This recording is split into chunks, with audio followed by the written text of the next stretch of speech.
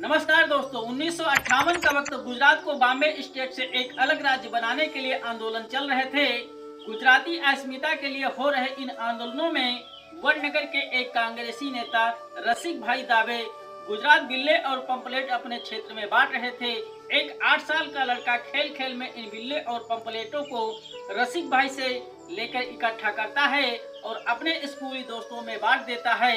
वडनगर में होने वाले कांग्रेस के कई कार्यक्रमों में इस 8 साल के लड़के ने अनजाने में ही चाइल्ड वॉलंटियर की तरह काम किया।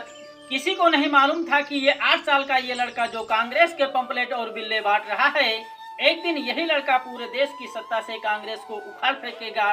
इस लड़के का नाम था नरेंद्र दामोदर दास मोदी। आखिर कैसे वडनगर के एक सामान्य परिवार में जन्मे मोदी ने दिल्ली स्थित पीएम आवास तक का सफर तय किया? मोदी की आरएसएस में एंट्री कैसे हुई? कैसे मोदी के कारण गुजरात भाजपा की सरकार गिर जाती है? कैसे आडवाणी के संरक्षण में नरेंद्र मोदी को पहली बार गुजरात का सीएम बनाया गया? वे कौन सी खूबियां और आवश्यक बुराइयां थी जो भारत के राजनीतिक पटल पर नरेंद्र मोदी के छा जाने का रास्ता खोल देती हैं? इन तमाम सवालों के जवाब देने की कोशिश करेंगे आज के इस एपिसोड में। नमस्कार, मैं सुशील सिंह। 27 सितंबर 1925 के दिन महाराष्ट्र के नागपुर जिले में केशव बलिराम हेडगेवार आरएसएस की स्थापना करते हैं। आरएसएस के हिंदुत्ववादी विचारधारा को आगे बढ़ाने के लिए शाखाओं की शुरुआत की जाती है। इन शाखाओं में बच्चे और बूढ़े सभी उम्र के लोग हर रोज तय समय पर खेलने कूदने के लिए अलग अलग विषयों पर चर्चा करने के लिए किसी नजदीकी पार्क में इकट्ठा होते हैं। लेकिन हेडगेवार के रहते हुए आरएसएस केवल महाराष्ट्र में ही सीमित रह जाता है। साल 1939 में हेडगेवार ने एमएस गोलवलकर को आरएसएस का हेड घोषित किया। आरएसएस में सरसंचालक कहा जाता है। गोलवलकर के नेतृत्व में आरएसएस का प्रसार करने के लिए ऐसे लोगों को शामिल किया जाता है जो घर बार त्याग कर केवल संगठन के प्रचार प्रसार के काम में लगाए जा सके। इन लोगों को प्रचारक कहा जाता है। आरएसएस के लिए अपना पूरा जीवन देने के लिए तैयार ऐसे दर्जन प्रचारक अलग अलग राज्यों में भेजे जाते हैं। इनमें से एक लक्ष्मण राव इनामदार को गुजरात में आरएसएस का प्रचार करने और शाखाएं खोलने के लिए भेजा जाता है।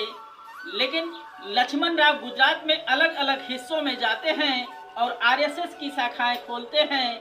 इन शाखाओं में आने वाले लोगों को ट्रेन करके अपने आसपास के इलाकों में शाखाएं खोलने के लिए कहा जाता है।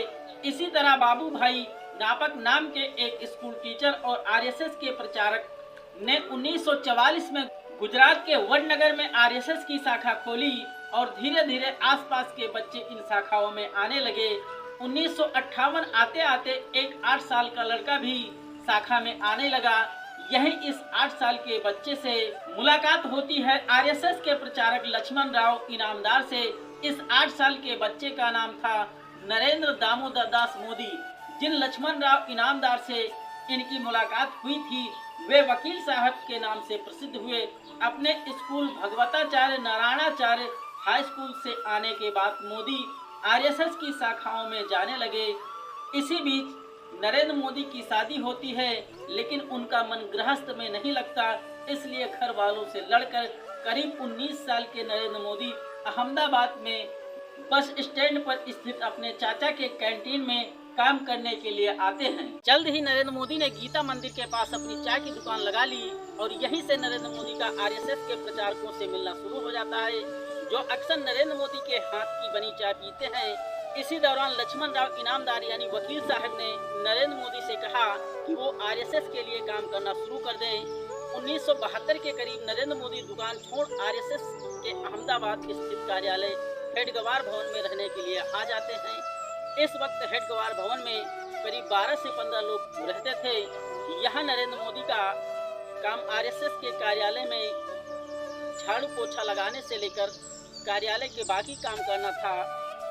नरेंद्र मोदी को लक्ष्मण राव इनामदार के असिस्टेंट का काम दिया जाता है। यहीं से मोदी और लक्ष्मण राव इनामदार के बीच गुरु और शिष्य वाली निकटता आती है। जल्द ही मोदी की जिम्मेदारियां बढ़ने लगती हैं।